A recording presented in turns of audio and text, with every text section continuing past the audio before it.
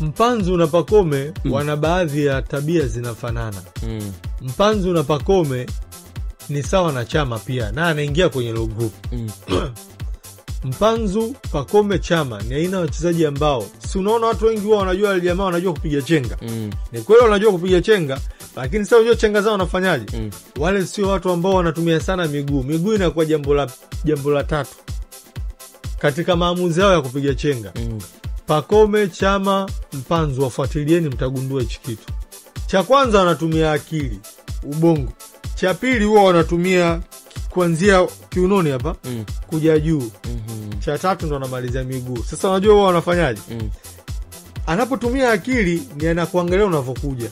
Wewe beki unakuja kumkaba. Mpanzu, Pacome, Chama wana tabia. Wewe wanatumia akili kukuangalia unavokuja. Wanaangalia miguu yako. Unafanyaje movement zako, kwa sababu anakuhesabia. Ndio. Halafu akishapata mahesabu yake pale kwa namna unavokuja kumkaba, anatumia kiuno kuja huku juu. Sasa huku juu utaniuliza anafanyaje? Hapa mara nyingi mkiwafuatilia huwa wanafanya body fainting. Ni mchezo wa kiuno kuja juu tu. Ndio. Ana drop shoulder. Kama anaenda huko afa anakata huko anaingia ndani. Kwa sababu anakakasha kupimia wewe miguu yako kwa kutumia akili yake, kisha kupigia hesabu unavokuja wewe. Na ile speed yako umevuma kama upepo.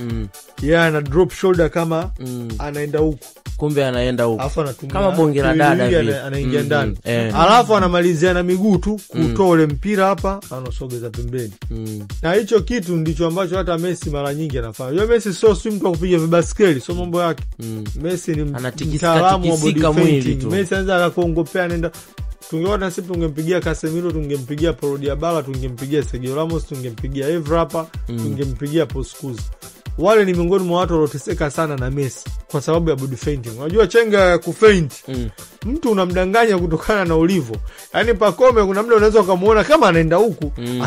Mechi ya Simba na Yanga ile ya goli 2 bila ya kufungia msimu. Pacome kuna muda alimdhalilisha Shomari Kapombe. Alifanya kama ule mpira anaorukia kwa kichwa hivi anautuliza. Afa akainama akaukwepa. Kapombe kabaki, Pacome kishamzunguka kaondoka na mali. Mwangalie ile Mpanzu anachokifanya.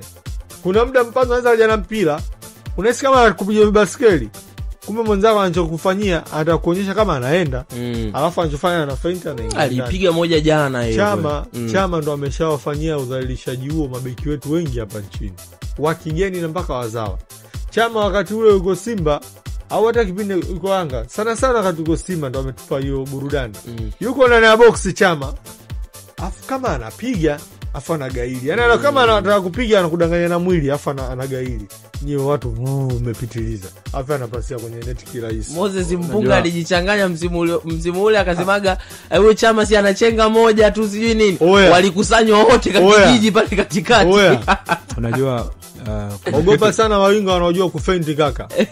Mzee anajua sana mpira. Kuna kitu ambacho